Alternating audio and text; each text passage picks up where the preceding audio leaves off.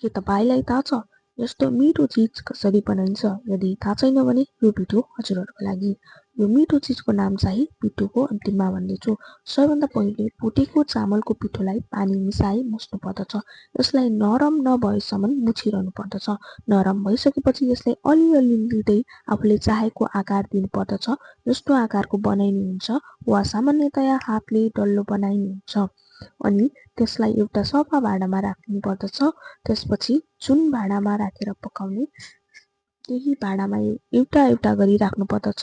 एकैचोटि धेरै राख्यो भने टाँसिने सम्भावना हुन्छ। स्मरण रहोस्, पकाउने भाँडाको मुनि चाहिँ थोरै धुलो वा छेद हुनु पर्दछ।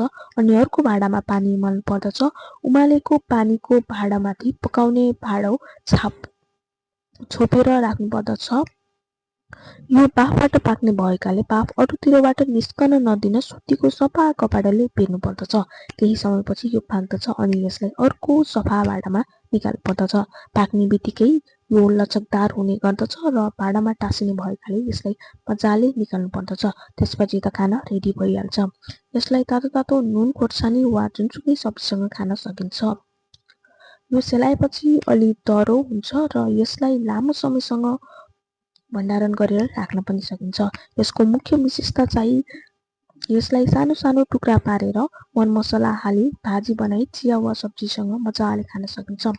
खासमा यो चाहिँ राजवंशी वा थारू समुदायमा प्रचलित परिकार हो र यसलाई राजवंशी भाषामा पिठो भनिन्छ। अब तपाईको भाषामा के भनिन्छ कमेन्ट गर्नुहोस् है त।